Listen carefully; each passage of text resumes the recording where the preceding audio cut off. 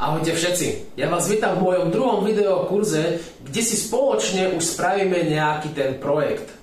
Ja som si pre vás vybral projekt s názvom Jednoduchý semafor, prostredníctvom ktorého vytvoríme prototyp bežného semafora pre prechod prechodcov a na základe jedného komponentu tento semafor spravíme aj pre nevidiacich.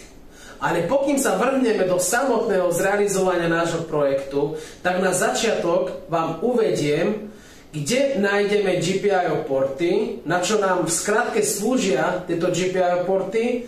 Taktiež vám ukážem aj napájivé pole, aké príslušenstvo potrebujeme k zrealizovaní nášho projektu a taktiež vás prevediem aj programovou časťou. Už v minulom mojom videu som vám ukazoval, kde sa nachádzajú GPIO porty. Preto je teraz veľmi dôležité vedieť, že tieto GPIO porty sú rozhranie pre naše zariadenie, ktoré umožňuje komunikáciu so vstupnými a výstupnými zariadeniami. Tieto GPIO porty poskytujú možnosť pripojiť a ovládať rôzne elektronické zariadenia, ako sú LED diody, senzory, relé, motory a tak ďalej. K zrealizovaniu nášho projektu budeme potrebovať napájacie pole, Raspberry, tlačítko, bzučiak, 3 LED diody, 3x rezistor s odporom 330 ohmov, 1 prepojovací kábel samec-samec, 6 prepojovacích káblov samec-samica. Na začiatok, ako prvé, by som pripojil, respektíve by som vytvoril uzemnenie, ktoré bude chrániť nielen naše zariadenie, ale ktoré bude chrániť aj naše príslušenstvo, ktoré bude pripojené v tomto kontaktnom poli. Na vytvorenie nášho uzemnenia použijem tento prepojovací kábel, ktorý pripojím do kladného pola našeho poľa a pripojím na GPIO port s označením GND s názvom Ground. Teraz si môžeme pripojiť napríklad bzučiak, ktorý je charakteristický tým, že na jeho prednej strane môžeme vidieť označenie plus, ktoré nám vraví o tom, že na tejto strane sa nachádza kladný pól. Takže ja si ho pripojím ku kladnej časti a napríklad do poľa číslo 6. Teraz potrebujeme samozrejme aj tento bzučiak pripojiť na GPIO port číslo 15. Teraz si môžeme pripojiť aj LED diody, čiže zoberiem si túto LED diodu, o ktorej by sme mali samozrejme vedieť to, že má jednu dlhšiu a jednu kratšiu časť. Dlhšia časť je anóda, čiže má kladný pól, kratšia časť je katóda, čiže má záporný pól. Teraz si ju pripojím do nášho poľa. Čiže pre našu túto diodu alebo pre ostatné diody, ktoré si budeme pripájať, tak každá jedna z týchto diód potrebuje aj svoj odpor. O týchto odporoch by sme mali vedieť to, že sú tzv. Regulátormi napätia a prúdu. Čiže aby naša dioda sa nepoškodila, použijeme tento 330 ohmový odpor. Túto prvú LED diodu samozrejme pripojíme k GPIO portu číslo 25. Prvá LED dioda je už pripravená. Pripojíme si druhú LED diodu, napríklad do poľa číslo 15. Opäť k nej priradíme a zapojíme odpor. Taktiež ju pripojíme aj na GPIO port číslo 8. Druhá LED je už pripravená. Zoberieme si tretiu, čiže v našom prípade poslednú LED. Prepojím ju napríklad s pojnom číslo 21. Opäť k nej pridelím aj tento odpor. Niekedy s týmito odpormi je hrozná manipulácia, a to na základe ich krekých kontaktov, čiže niekedy treba mať fakt tú dávku tej trpezlivosti, pokým tam ten odpor vložíme. Samozrejme potrebujem aj našu tretiu LED diodu prepojiť s GPIO portom číslo 7. Idú pekne vedľa seba. Teraz môžeme pripojiť aj naše tlačítko, ktoré nám bude slúžiť na vypnutie alebo zapnutie našej ledky, aj v rámci blikania, kedy má blikať, kedy nemá blikať, aj kedy napríklad má bzučiak pískať a kedy nemá a tak ďalej. Toto tlačítko prepojíme s zápornou časťou a kladnou časťou a s poľom napríklad číslo 30. Toto tlačítko samozrejme treba pripojiť aj na GPIO port číslo 21. A nesmieme zabudnúť aj na to, že aj toto tlačítko potrebuje aj svoje uzemnenie. Čiže pripojíme ho do nejakého poľa, kde sa to už uzemnenie nachádza. Teraz už máme vytvorený projekt, ktorý síce není funkčný, ale na základe jeho otestovania potrebujeme mu vytvoriť aj ten nejaký program. Ešte pokým sa pustíme do programového prostredia, tak je teraz veľmi dôležité si otvoriť terminál. Do tohto terminálu napísať príkaz sudo apt install python 3 pomlčka.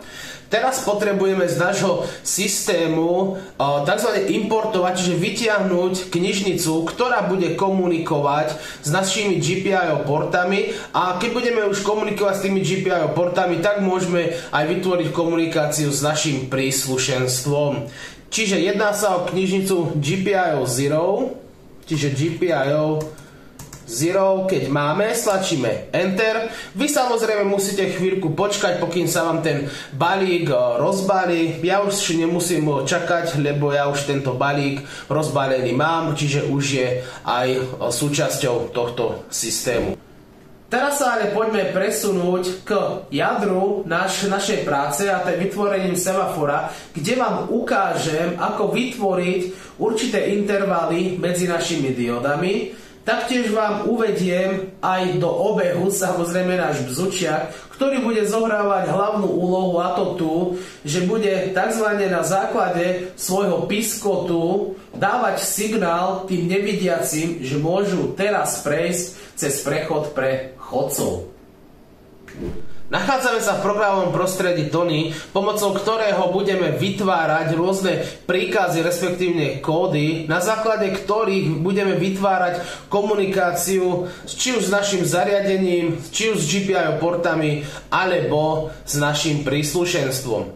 Čiže ako prvé z knižnice GPIO 0 by som importoval, čiže potrebujem z tejto GPIO 0 knižnice tzv. Vytiahnuť, áno, tú knižnicu, ktorá dokáže komunikovať s našim tlačítkom, čiže button, nahratá ďalšou funkciou, ktorá sa volá traffic lights, to znamená semafor, čiže my si ho teraz tam napíšeme. Keď to máme napísaný, tak potrebujeme nahrať aj ďalšiu funkciu pre náš buzzer. Keď tak máme, tak teraz potrebujeme z časového modulu načítať funkciu sleep, ktorá bude veľmi dôležitá pri tvorbe nášho časového intervalu.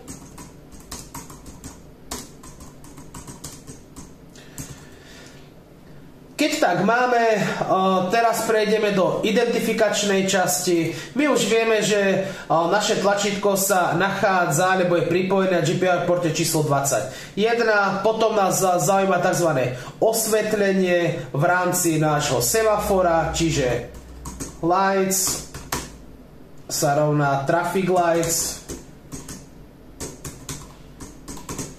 Keď tak máme, netreba zabúdať aj, kde sú pripojené tie LED diódy, čiže sú pripojené na GPIO porte 25, 8 a 7. Samozrejme treba zabudnúť aj na nášho buzzera.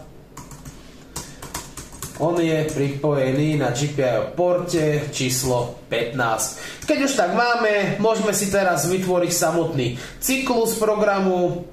Začal by som tlačidlom, pokým to tlačidlo nestlačíme, tak sa neudeje nič. Nezasvieti ani dioda, nenastane ani žiadny interval a samozrejme nebude pískať ani bzučák. Čiže ja by som teraz pre naše tlačidlo vymyslel napríklad naše tlačidlo má počkať na stlačenie. Keď toto tlačidlo stlačíme, tak samozrejme sa zasvieti zelená dioda. Samozrejme sa zapne aj náš buzzer, čiže bzučiak začne pískať. Nastáva tu časový interval po dobe 0,5 sekundy. Po tom časovom intervale sa ten buzzer vypne. Nastáva opäť ďalší časový interval po dobe napríklad 0,1 sekundy. Po tom časovom intervale sa opäť ten bzučiak, či ten buzzer zapne. Nastáva opäť ďalší časový interval po dobe napríklad opäť 0,5 sekundy. Po tomto časovom intervale tento buzzer sa vypne. Nastáva opäť časový interval po dobu napríklad 1 sekundy. Po tomto časovom intervale sa zapne, alebo respektíve rozsvieti žltá dioda. Nastáva opäť ďalší časový úsek, čiže interval po dobe napríklad 1 sekundy. Keď tak máme, tak potom sa rozsvieti aj červená dioda. Nastáva opäť ďalší časový interval po dobe napríklad 1 sekundy. A prichádzame do úplného finále. Po tomto časovom intervale sa naše LED diody zhasnú. A dostávame sa samozrejme po ukončení tohto procesu sa dostávame úplne na samý začiatok, lebo vieme, že tento while true má tzv. Opakovací proces. Poďme si teraz samozrejme všetko refreshnúť. Dajme run, vyhodilo nám nejakú chybu, výborne. Áno, čiže teraz vidíte, že toto programové prostredie tohto programovacieho jazyka Tony, čiže Python, vám pekne ukáže, kde sa tu nachádza chyba. Čiže kde sa nachádza chyba a čiže na ktorom riadku, čiže v ktorej line. Čiže my teraz prejdeme na lineu číslo 9 a vidíme, že tu nemá byť veľké dvojité V, ale má tu byť malé V. Áno? Čiže už vidíme, že ten príkaz je už plší, čiže mal by byť správny. Poďme to teraz znova refreshnúť. Dajme run. A opäť vidíme, že máme tu ďalšiu chybu. Ale to je len výborné, že tieto chyby sa nám tu teraz preukazujú.